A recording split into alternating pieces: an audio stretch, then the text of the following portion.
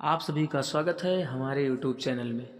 देखिए, आज हम सभी लोग क्लास 10th में फिजिक्स पार्ट का प्रकाश का परावर्तन, अपवर्तन तथा लेंस में जितने भी ऑब्जेक्टिव्स इंपॉर्टेंट क्वेश्चंस हैं जो कि एग्ज़ाम में बार बार पूछे जाते हैं, उस पे आज हम लोग चर्चा करते हैं।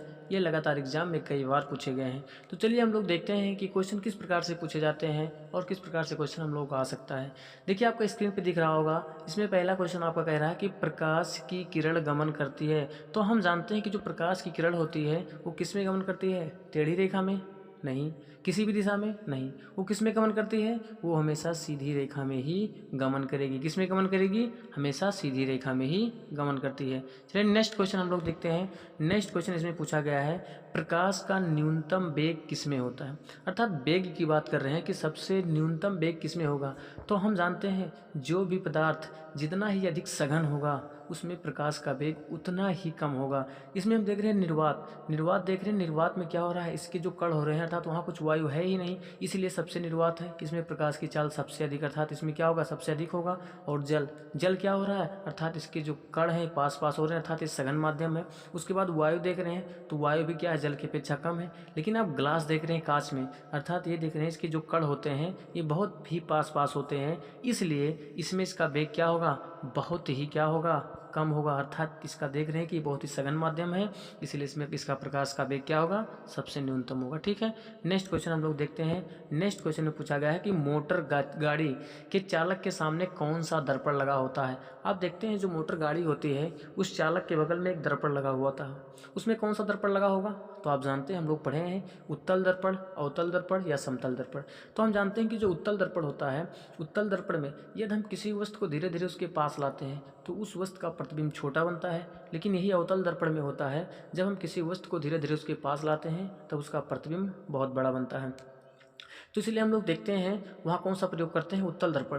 क्योंकि अगर जो हम वहाँ अवतल दर्पण का प्रयोग कर देंगे तो वहाँ हम जानते हैं अगर जो हमारे गाड़ी के पास में बगल में कोई दूसरी गाड़ी आ जाएगी तो उसका प्रतिबिंब बहुत बड़ा बन जाएगा और इसलिए वो गाड़ी मुझे स्पष्टली दिखाई नहीं देगी। इसलिए हम लोग क्या करेंगे? उसमें कौन सा दर्पण प्रयोग करेंगे? उत्तल दर्पण। अगर जो आपसे पूछा जाता है कि मोटर गाड़ी के चालक के सामने कौन सा दर्पण लगा होता है तो आप हमेशा बताइएगा कौन सा? उत्तल दर्पण। ठीक है, नेक्स्ट क्वेश्चन हम लोगों से पूछा गया है, मोटर कार के हेडलाइट में किसका प्रयोग किया जाता है? हेडलाइट की बात करता है अर्थात जो गाड़ियों के आगे लाइट लगी होती है उसके बारे में बात करता है कि उसमें कौन से दर्पण प्रयोग किए जाते हैं। तो आप जानते हैं वहाँ क्या करता है? प्रकाश किरणों को फैलाने का काम करता है। इसलिए आप जानते हैं कि प्रकाश किरणों को कौन फैलाता है? उत्तल दर्पण या अवतल दर्पण?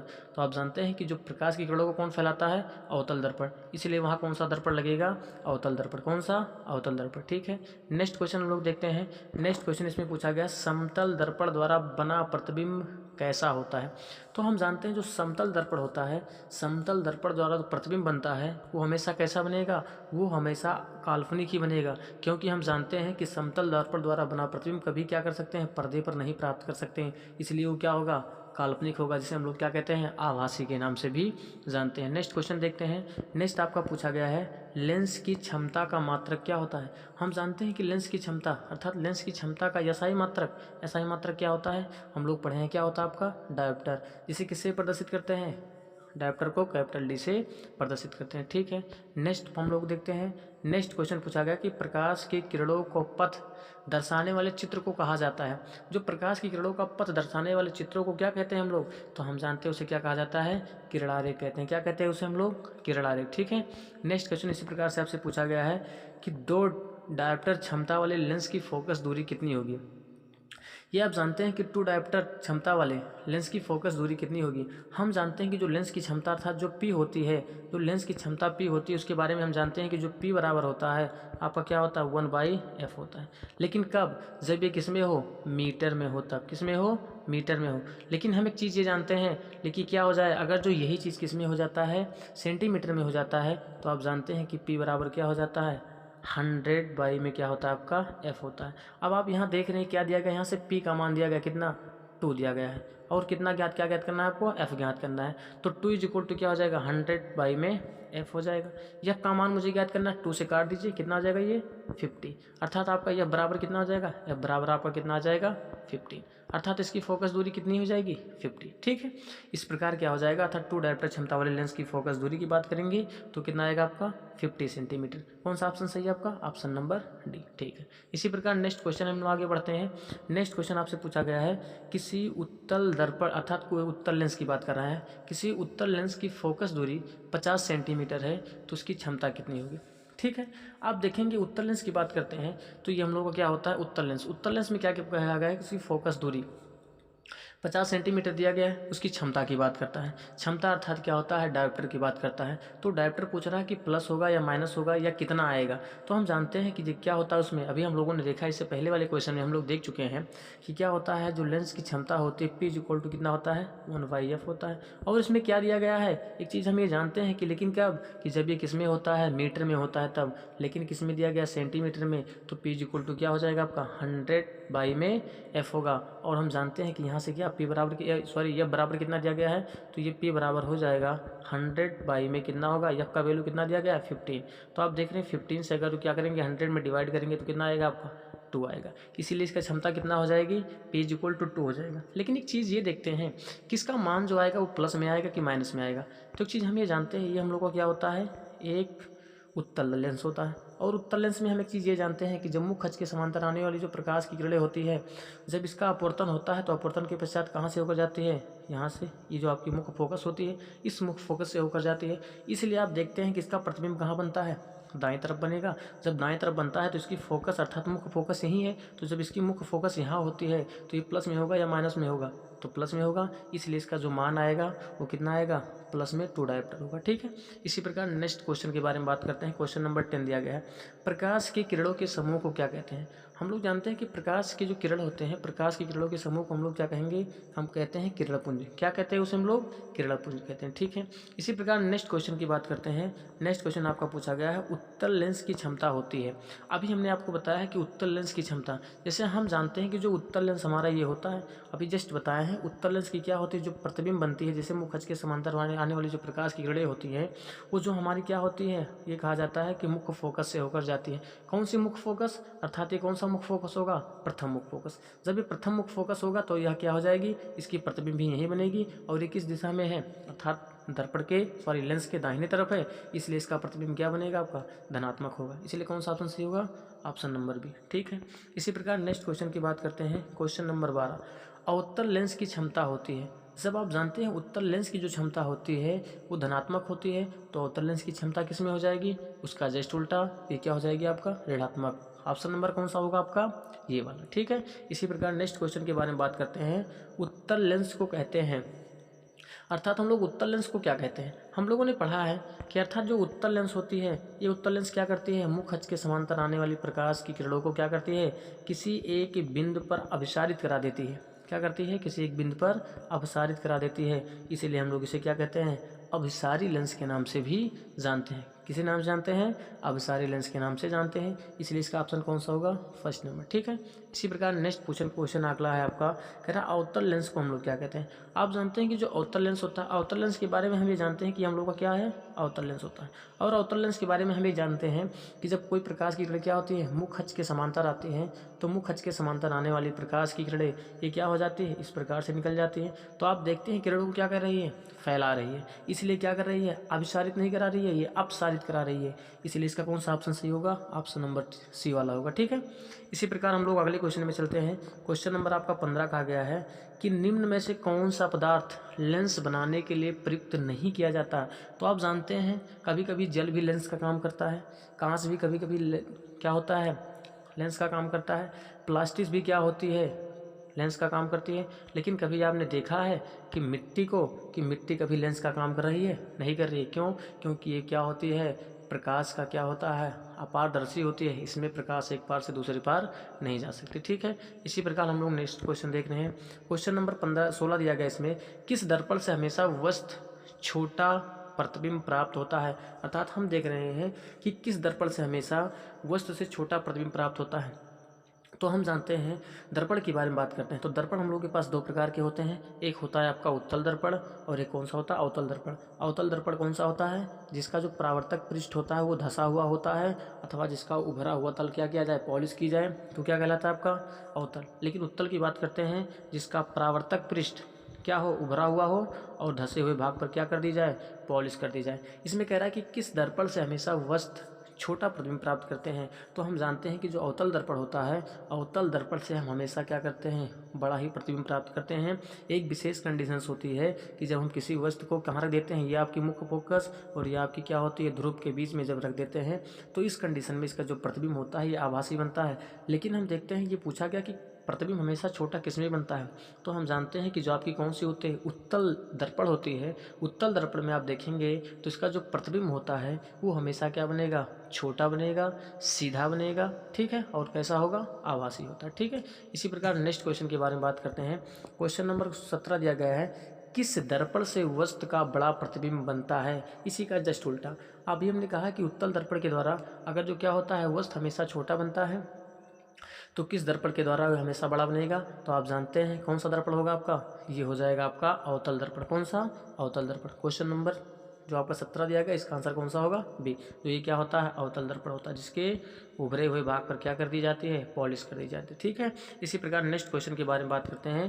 क्वेश्चन नंबर 18 कहा गया है, प्रकाश के परावर्तन के कितने नियम होते हैं। हम जानते हैं कि प्रकाश का परावर्तन होता क्या है। तो यही कहा जाता है कि जो प्रकाश की परावर्तन होती है, किसी एक माध्यम में आने वाली प्रकाश की किरण किसी चिकने तल से टकराने के पश्चात पुनः उसी माध्यम में वापस लौट जाने की जो घटना होती है, इसी घटना को हम लोग क्या कहते हैं, प्रकाश का परावर्तन कहते हैं।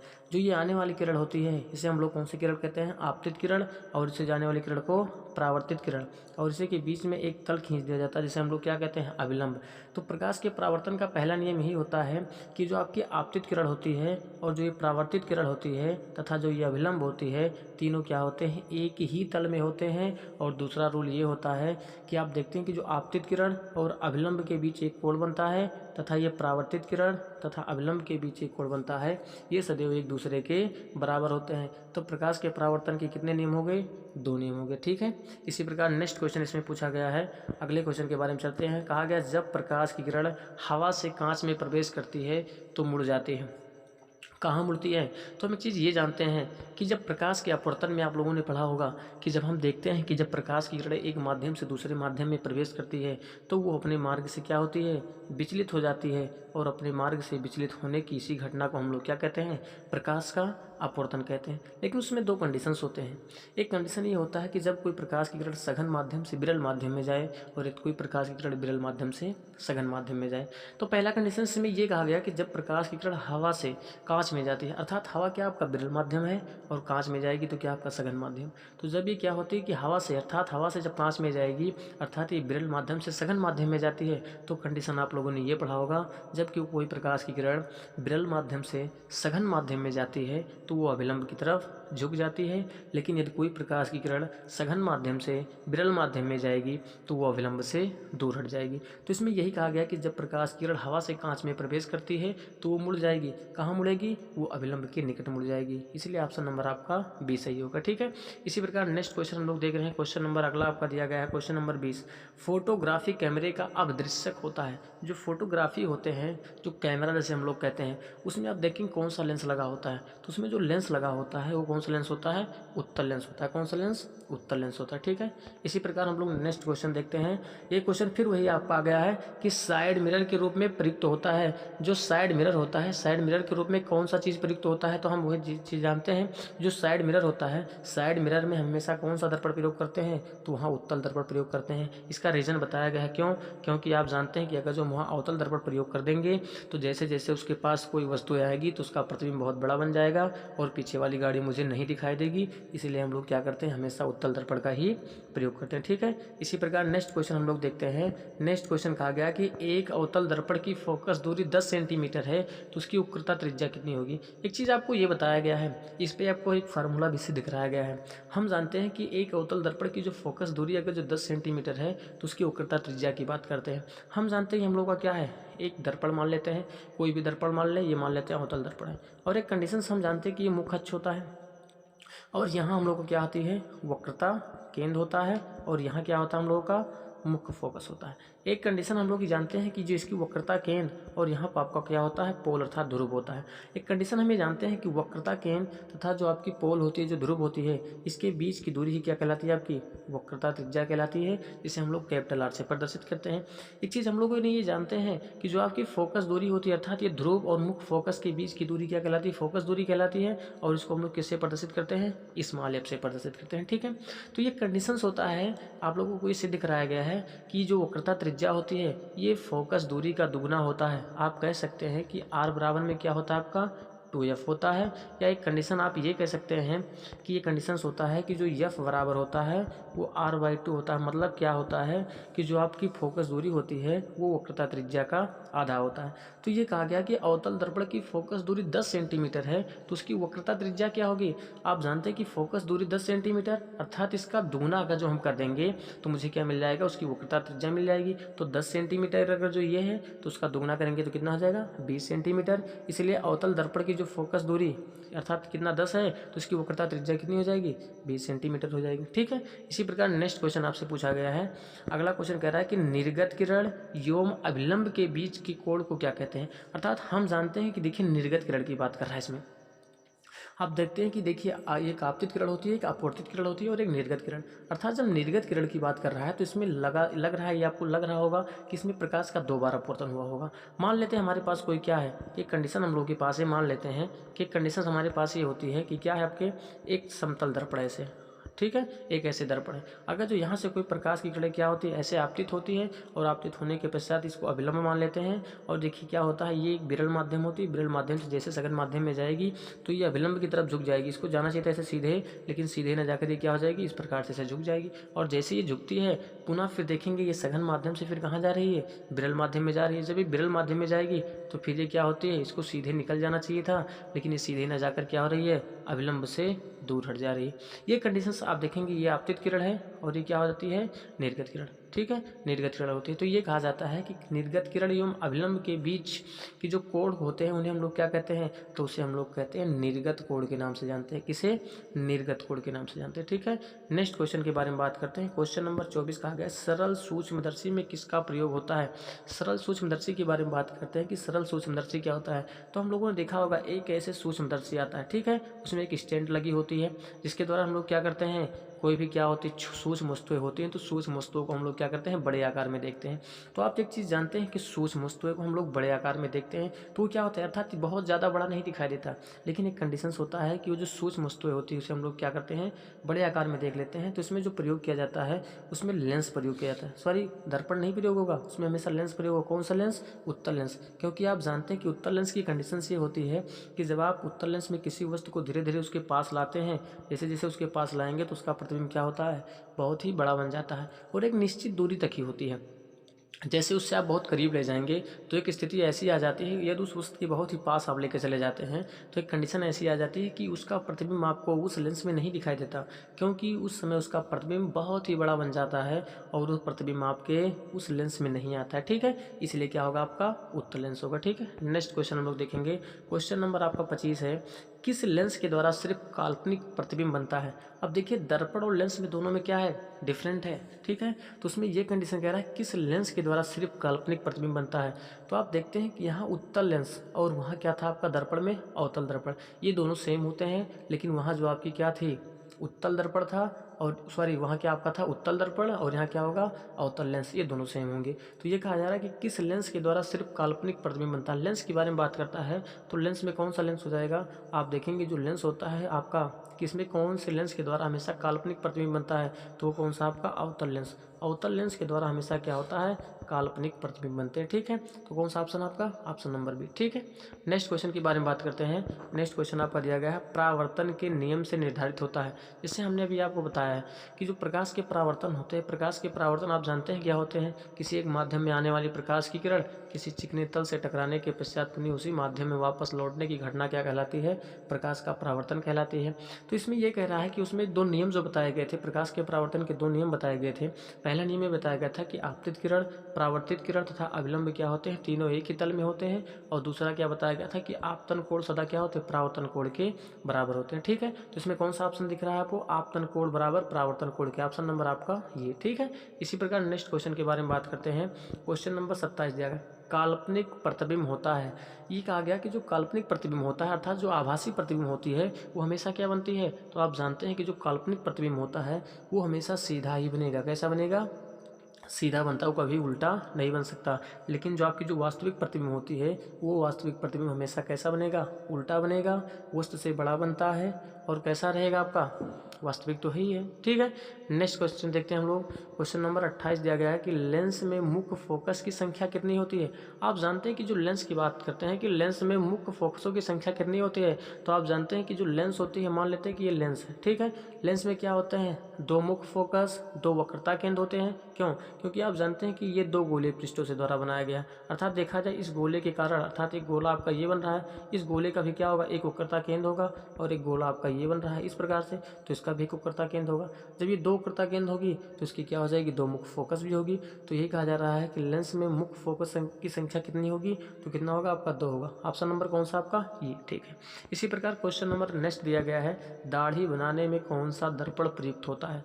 तो कंडीशन हम जानेंगे दाढ़ी बनाने का, अर्थात मेरा चेहरा बड़ा दिखना चाहिए। तो हम जब दर्पण के सामने जाएंगे तो उसमें मेरा चेहरा उससे ही बड़ा दिखना चाहिए। जब तक नहीं बड़ा दिखेगा तब तक फायदा क्या होगा दर्पण लगाने से। तो हम लोग जानते हैं कि जब अवतल दर्पण होता है, अवतल दर्पण में जब उसके करीब जाते हैं तो उसका प्रतिबिंब क्या होता है, बड़ा बनता है। इसलिए जो दाढ़ी बनाने के लिए कौन सा दर्पण प्रयोग किया जाता है, अवतल दर्पण का। ठीक है, नेक्स्ट क्वेश्चन के बारे में बात करते हैं। क्वेश्चन नंबर आपका 30 दिया गया है, प्रकाश के अपवर्तन के कितने नियम हैं। सेम उसी प्रकार से जिस प्रकार से आप लोगों ने क्या किया था, परावर्तन के नियम देखे थे, उसी प्रकार हम लोग जानते हैं कि यहाँ क्या होता है, अपवर्तन के भी दो नियम होते हैं। जैसे अपवर्तन का तात्पर्य क्या होता है कि जब कोई प्रकाश किरण एक माध्यम से दूसरे माध्यम में प्रवेश करती है तो अपने मार्ग से विचलित हो जाती है। इसी घटना को प्रकाश का अपवर्तन कहते हैं। इसमें भी दो नियम होते हैं। जो ये आने वाली किरण होती है इसको हम लोग क्या कहते हैं, आपतित किरण, और जो जाने वाली किरण होती है इसको हम लोग क्या कहेंगे, अपवर्तित किरण।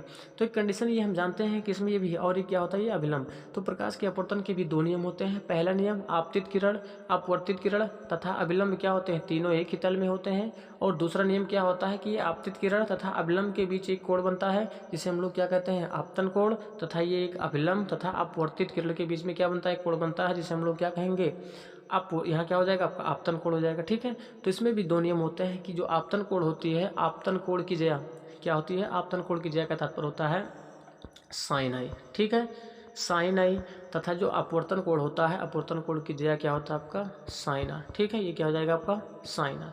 तो इसे कहते हैं कि साइन आई तथा साइन आर, अर्थात स्नेल महोदय ने कहा था कि आपतन कोण की जया तथा अपवर्तन कोण की जया के अनुपात को हम लोग क्या कहते हैं, आप इसके नियम को क्या कहते हैं हम लोग, यही कहलाता है आपका प्रकाश के अपवर्तन का नियम। दूसरा नियम ये होता है कि आपतन कोण की जया तथा अपवर्तन कोण की जया का अनुपात ही क्या कहलाता है आपका, अपवर्तन का दूसरा नियम कहलाता है। यह एक दूसरे के समानुपाती होते हैं। इसी को हम लोग स्नेल का नियम भी कहते हैं। एन इज इक्वल टू क्या होता है, साइन आई बाई में क्या होता है आपका, साइन आर होता है। ठीक है, इसी प्रकार नेक्स्ट क्वेश्चन के बारे में बात करते हैं।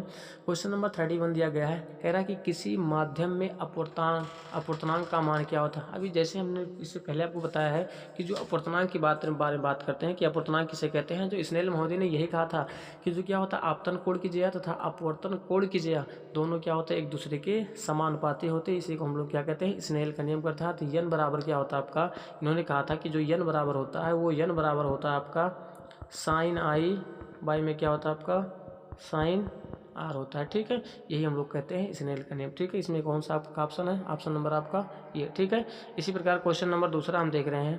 क्वेश्चन नंबर नेक्स्ट आपका दिया गया है। ये क्वेश्चन कह रहा है कि एक उत्तल लेंस होता है, अर्थात एक उत्तल लेंस किसे कहते हैं। उत्तल लेंस हम जानते हैं क्या होता है, कंडीशंस यही होता है हम लोगों का क्या, उत्तल लेंस। अर्थात उत्तल लेंस में आप देखेंगे कि किनारों पर क्या होता है, पतला, और बीच में क्या हो जाता है, मोटा, उसे हम लोग क्या कहेंगे, उत्तल लेंस। तो यही कह रहा है कि सभी जगह समान मोटाई का होता है। तो क्या सभी जगह समान मोटाई का उत्तल लेंस होता है, नहीं ना। बीच की अपेक्षा किनारों पर मोटा होता है, नहीं होता है। किनारों की अपेक्षा बीच में मोटा, ये ऑप्शन आपका सही हो जाएगा। कौन सा, ऑप्शन नंबर सी। ठीक है, इसी प्रकार नेक्स्ट क्वेश्चन के बारे में बात करते हैं। क्वेश्चन नंबर 33 कह रहा है अवतल लेंस का आवर्धन m बराबर होता है। तो हम लोगों ने क्या किया था, एक डेरिवेशन सॉल्व किया था और उसमें ये देखा था कि m बराबर, अर्थात आवर्धन को हम लोग किससे प्रदर्शित करते हैं, m से, और m बराबर क्या आया था, i बाई में वो, और i क्या था आपका, ये क्या है, i का मतलब क्या है, इमेज की जो लंबाई होती है, और ये क्या है, वो का मतलब होता है ऑब्जेक्ट, अर्थात वस्तु की लंबाई के अनुपात को हम लोग क्या कहते हैं, आवर्धन। इसी को हम लोगों ने सॉल्व किया था, तो ये भी देखा था कि वो किसके बराबर आया था, b बाई यू के बराबर में आया था। ठीक है, तो ये बराबर में i by O equal to b by U, तो इसमें कौन सा हो जाएगा, b बाई यू। कौन सा दिख रहा है आपको, तो इसमें ऑप्शन नंबर आपका डी हो जाएगा। ठीक है, चलिए नेक्स्ट क्वेश्चन के बारे में बात करते हैं। क्वेश्चन नंबर 34 दिया गया है, गोलीय दर्पण में फोकस दूरी एवं मुख्यता त्रिज्या के बीच संबंध स्थापित कीजिए। अभी हमने आपको उस क्वेश्चन बताया था कि गोलीय दर्पण में फोकस दूरी एवं मुख्यता त्रिज्या के बीच एक संबंध होता है। जो संबंध क्या होता है कि जो वक्रता त्रिज्या होती है, ये वक्रता त्रिज्या ये फोकस दूरी का क्या होता है, दुगुना होता है, या आप ये कह सकते हैं कि जो फोकस दूरी होती है ये वक्रता त्रिज्या का क्या होता है, आधा होता है। ऐसा क्वेश्चन कहीं आपको दिख रहा है ऑप्शन में, तो आप देख रहे हैं कि r बराबर में 2 है। कौन सा ऑप्शन, ऑप्शन नंबर आपका फर्स्ट। ठीक है, इसी प्रकार चलिए नेक्स्ट क्वेश्चन के बारे में बात करते हैं। क्वेश्चन नंबर 35, उत्तल लेंस में बना प्रतिबिंब होता है। जो उत्तल लेंस होता है, अभी हमने आपको बात किया है कि उत्तल लेंस की बात करते हैं कि उत्तल लेंस में बना प्रतिबिंब हमेशा कैसा होता है, तो उत्तल लेंस में बना प्रतिबिंब हमेशा कैसा होगा, ये तो वास्तविक होगा, और कैसा होगा, उल्टा होगा, क्योंकि हमेशा क्या बनेगा, नीचे की तरफ ही बनेगा, अर्थात मुख्य अक्ष के नीचे बनेगा, इसलिए वो क्या हो जाएगा आपका, हमेशा उल्टा होगा और वास्तविक बनेगा। ठीक है, आप जानते हैं वास्तविक क्या होता है, अर्थात वास्तविक का तात्पर्य ये होता है कि जब किसी लेंस से आने वाली प्रकाश की किरणें अपवर्तन के पश्चात किसी बिंदु पर वास्तव में मिलती हुई दिखाई दें, तो ये वास्तविक प्रतिबिंब।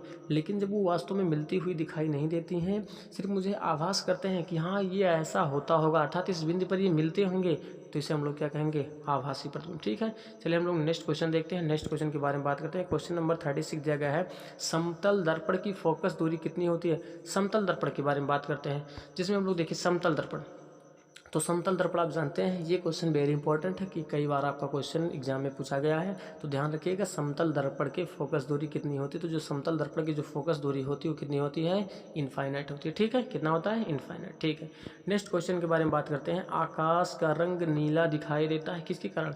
जो आकाश का रंग नीला दिखाई देता है किसके कारण, तो आप जानते हैं सिंपल सा, किसके कारण होता है, प्रकाश के अपवर्तन के कारण। किसके कारण, प्रकाश के अपवर्तन के कारण। देखिए ये अपवर्तन के कारण तो होती है, लेकिन ये घटना होती कौन सी है, प्रकाश का प्रकीर्ण। कौन सा, प्रकाश का प्रकीर्ण, लेकिन किसके कारण दिखाई देता, तो प्रकाश के अपवर्तन के कारण लिखेंगे। ठीक है, नेक्स्ट क्वेश्चन के बारे में बात करते हैं। किसी सागर की गहराई वास्तविक गहराई से कम प्रतीत होती है, क्यों। तो आप जानते हैं कि जो प्रकाश का अपवर्तन होता है, प्रकाश के अपवर्तन के कारण ही किसी सागर की गहराई हो गई। अगर जो हम किसी पेंसिल को किसी पानी में डुबो देते हैं तो पेंसिल का टेढ़ा दिखाई देना, ये सब किसके कारण होता है, ये सब कंडीशंस होते हैं प्रकाश के अपवर्तन के कारण ये होते हैं। किसके कारण, प्रकाश के अपवर्तन के कारण होते हैं। ठीक है, नेक्स्ट क्वेश्चन देखते हैं। क्वेश्चन नंबर 39 दिया गया है, वायुमंडल में प्रकाश का कौन सा रंग अधिक परिकीर्णित होता है। तो हम जानते हैं कि आकाश हम लोग को दिखाई किस देता है, नीला दिखाई देता है, इसलिए अर्थात नीला दिखाई देता है, तो इसका मतलब यही हुआ कि अर्थात वायुमंडल में सबसे अधिक कौन सा कलर, जो नीला कलर होता है, नीला कलर क्या होता है, अधिक परिकीर्णित होता है। ठीक है, कंडीशन तुरंत समझ में आ जाएगा आपको, क्योंकि जब नीला कलर हमको दिखाई देता है आसमान, तो इसलिए कौन सा रंग अधिक परिकीर्णित होगा, नीला। ठीक है, चलिए अगले क्वेश्चन के बारे में बात करते हैं। क्वेश्चन नंबर दिया गया 40, रोगियों की नाक कान गले आदि की जांच के लिए डॉक्टर किस दर्पण का प्रयोग करता है। तो हम ये जानते हैं कि वो बहुत ही सूक्ष्म होता है, अर्थात किसी वस्तु को मुझे बड़ा देखना है, तो बड़ा देखने के लिए हम जानते हैं कि जब किसी भी वस्तु को उसके पास लाते हैं तो उसका प्रतिबिंब बड़ा बनना चाहिए, ताकि वो मुझे स्पष्ट दिखाई देगा। तो इसके लिए हम लोग क्या करेंगे, कौन सा दर्पण, हम जानते हैं कि सिर्फ अवतल दर्पण होता है, जिसमें क्या होता है, उसकी प्रतिबिंब जो होती है हमेशा बड़ी दिखाई देती है, तो इसमें कौन सा दर्पण प्रयोग करेंगे, अवतल दर्पण। ठीक है, चलिए हम लोग नेक्स्ट क्वेश्चन के बारे में बात करते हैं। क्वेश्चन नंबर आपको 41, सोलर कुकर में प्रयोग किया जाता है। अर्थात सोलर कुकर में क्या होता है, सोलर कुकर क्या होती है, अर्थात ऐसा कुकर होता है जो क्या कहता है, सूर्य के प्रकाश से हम लोग क्या करते हैं, भोजन को पकाते हैं, वो क्या कहलाता है, आपका सोलर कुकर कहलाता है। उसमें भी कोई दर्पण लगा होता है, जिसके कारण हम लोग क्या करते हैं, भोजन को पकाते हैं, तो उसमें कौन सा दर्पण लगा होता है, उसमें लगा होता है अवतल दर्पण। कौन सा लगा होता है आपका, अवतल दर्पण। ठीक है, नेक्स्ट क्वेश्चन के बारे में हम लोग बात कर रहे हैं। नेक्स्ट क्वेश्चन आपका दिया गया है 42, गोलीय दर्पण के ध्रुव और फोकस दूरी के बीच को क्या कहते हैं। ये कहा गया कि गोलीय दर्पण के ध्रुव और फोकस के बीच की दूरी को हम लोग क्या कहते हैं। तो आप जानते हैं कि जो गोलीय दर्पण की ध्रुव होती है और जो मुख्य फोकस होती है, फोकस के बीच की जो दूरी कहलाती है वो क्या कहलाती है, आपकी फोकस दूरी कहलाती है। फोकस दूरी कहलाती है, ये तो होता है हम लोग का दर्पण होता है, और यहाँ क्या होती है, आपकी पोल होती है, ये आपका मुख्य फोकस होता है, इनके बीच की दूरी को हम लोग क्या कहते हैं, फोकस दूरी कहते हैं। इसे किससे प्रदर्शित करते हैं, स्मॉल एफ से प्रदर्शित करते हैं। चलिए ठीक है, नेक्स्ट क्वेश्चन के बारे में बात करते हैं। क्वेश्चन नंबर 43 दिया गया है, गोलीय दर्पण दर्पण के परावर्तक पृष्ठ के केंद्र को, अर्थात आप जानते हैं कि केंद्र को दर्पण का क्या कहा जाता है। तो ये कह रहा है आपसे कि ये बता दीजिए कि दर्पण का, ये दर्पण है, इसके परावर्तक पृष्ठ का जो मध्य बिंदु अर्थात उसका केंद्र बिंदु ये होता है। ठीक है, तो ये जब केंद्र बिंदु होता है, इस परावर्तक पृष्ठ का केंद्र क्या है, यहाँ है, अर्थात तो क्या कहलाएगा, दर्पण का क्या कहलाएगा, वक्रता केंद्र। हम जानते हैं कि जो कोई भी दर्पण होता है, किसी भी गोलीय दर्पण के केंद्र को हम लोग क्या कहते हैं, वक्रता केंद्र कहते हैं। इसलिए क्या होगा आपका बी ऑप्शन सही होगा, वक्रता केंद्र। ठीक है, चलिए नेक्स्ट क्वेश्चन के बारे में बात करते हैं। नेक्स्ट क्वेश्चन कह रहा है कि वह गोलीय दर्पण जो बाहर की तरफ वक्रित होता है, अर्थात आप देखते हैं कि वह गोलीय दर्पण जो बाहर की तरफ वक्रित हो जाए, अर्थात जिसका परावर्तक पृष्ठ क्या हो जाए, बाहर की तरफ हो जाए। अर्थात जब बाहर की तरफ वाले में कौन सा होता है, ये कंडीशन, जिसका परावर्तक पृष्ठ क्या हो जाए, बाहर की तरफ हो जाए, अर्थात जिसका परावर्तक पृष्ठ उभरा हुआ हो जाए, तो क्या कहलाएगा आपका, वो उत्तल दर्पण कहलाएगा। ठीक है, समझ में आया सबको। नेक्स्ट क्वेश्चन के बारे में बात करते हैं। क्वेश्चन नंबर 45 ये कहा गया, गोलीय दर्पण की वक्रता केंद्र को किस अक्षर से निरूपित करते हैं। तो आप जानते हैं कि जो गोलीय दर्पण होता है, गोलीय दर्पण की जो क्या होती है आपकी, जो गोलीय दर्पण होती है, इस गोलीय दर्पण को, ठीक है, गोलीय दर्पण की वक्रता केंद्र को किस अक्षर से निरूपित करते हैं। तो हम जानते हैं जो गोलीय दर्पण होती है, गोलीय दर्पण की जो वक्रता केंद्र होती है, उस वक्रता केंद्र को हम लोग किससे प्रदर्शित करते हैं, सी से प्रदर्शित करते हैं। सब लोग जानते होंगे। चलिए हम लोग नेक्स्ट क्वेश्चन के बारे में बात करते हैं। नेक्स्ट क्वेश्चन है आपका 46 नंबर, गोलीय दर्पण के मुख्य फोकस को किस अक्षर से निरूपित करते हैं। अभी हमने आपको बताया है कि इसकी जो मुख्य फोकस होती है, मुख्य फोकस को हम लोग किससे प्रदर्शित करेंगे, कैपिटल एफ से। इसलिए इसका ऑप्शन कौन सा आपका, डी नंबर। ठीक है, चलिए नेक्स्ट क्वेश्चन के बारे में बात करते हैं। क्वेश्चन नंबर 47 दिया गया है, गोलीय दर्पण के ध्रुव को किस अक्षर से निरूपित करते हैं। जो गोलीय दर्पण होता है, गोलीय दर्पण के ध्रुव को किस अक्षर से निरूपित करते हैं, अर्थात ध्रुव का इंग्लिश क्या होता है, पोल। इसलिए क्या हो जाएगा, इसको पी से प्रदर्शित करेंगे। ठीक है, चलिए नेक्स्ट क्वेश्चन के बारे में बात करते हैं। नेक्स्ट क्वेश्चन आपका कहा गया, गोलीय दर्पण के फोकस दूरी को किस अक्षर से निरूपित करेंगे। ये गोलीय दर्पण की जो फोकस दूरी होती है, फोकस दूरी अर्थात क्या होता है आपका, यही फोकस दूरी, अर्थात मुख्य फोकस और ध्रुव के बीच की दूरी को क्या कहते हैं, फोकस दूरी। इसको हम लोग किससे प्रदर्शित करेंगे, स्मॉल एफ से प्रदर्शित करेंगे। ठीक है, क्या किससे, स्मॉल एफ से। चलिए नेक्स्ट क्वेश्चन के बारे में बात करते हैं। क्वेश्चन नंबर 49 दिया गया है कि अवतल दर्पण में जब किसी वस्तु को मुख्य फोकस और ध्रुव के बीच रखा जाता है तो उसका प्रतिबिंब कहाँ बनेगा या कैसा बनता है।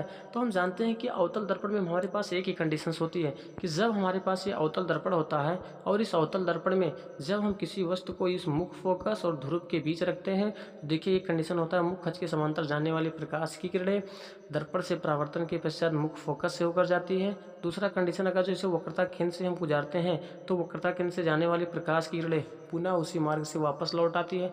लेकिन अब देखते हैं कि दोनों किरणें कहीं कटती नहीं है, लेकिन इन किरणों को और हम पीछे बढ़ाते हैं तो ये देखते हैं कि दोनों किरणें क्या होती हैं, दर्पण के पीछे मिलती हुई दिखाई देती हैं। अर्थात ये वास्तव में काटती नहीं है, मिलती हुई दिखाई देती हैं। इसलिए कौन सा बनेगा आपका, आभासी प्रतिबिंब बनेगा। ठीक है, तो आभासी कौन सा आपका, ऑप्शन नंबर बी। ठीक, चलिए नेक्स्ट क्वेश्चन के बारे में बात करते हैं। क्वेश्चन नंबर 50 दिया गया है, अवतल दर्पण में जब किसी वस्तु को मुख्य फोकस पर रखा जाता है तो उसका प्रतिबिंब कहाँ बनेगा। अब जानते हैं कि अवतल दर्पण में जब किसी वस्तु को कहाँ रखेंगे, वस्तु को मुख्य फोकस पे रखेंगे तो उसका प्रतिबिंब कहाँ बनता है। आप जानते हैं कि आपकी क्या है, मुख्य फोकस है। जब हम किसी वस्तु को मुख्य फोकस पर ही रख देते हैं तो मुख्य अक्ष से देखें, पहला कंडीशन होता है कि मुख्य अक्ष के समांतर जाने वाली प्रकाश की किरण दर्पण से परावर्तन के पश्चात कहाँ से होकर जाएगी, मुख्य फोकस से होकर जाएगी। लेकिन दूसरा कंडीशन होता है वक्रता केंद्र से गुजारेंगे। अगर जैसे वक्रता केंद्र से होकर गुजारते हैं तो आप देखते हैं कि ये किरणें तो कहीं कटती नहीं है, लेकिन ऐसा माना जाता है कि ये किरणें जाकर कहाँ कटती हैं, इनफाइनाइट पर कटती हैं, और इनफाइनाइट बहुत ही दूर होता है, इसलिए हम देख नहीं पाते हैं। ठीक है, ये कंडीशन से ये होता है कि इनफाइनाइट बहुत दूर होता है, अर्थात जहाँ जितना हम सोच सकते हैं उससे भी एक पॉइंट आ गई, वो आपकी इनफाइनाइट, तो उसको मिला तो सकते नहीं, बस एक कल्पना कर सकते हैं कि ये किरणें अनंत पे काटेंगी। इसलिए इसका ऑप्शन कौन सा सही होगा, सी नंबर, अर्थात अनंत पे। तो चलिए आज तक हम लोग यहीं हैं, फिर अगले वीडियो में मिलेंगे अगले चैप्टर से लेकर ह्यूमन आइज के बारे में। ठीक है, तब तक के लिए थैंक यू, धन्यवाद।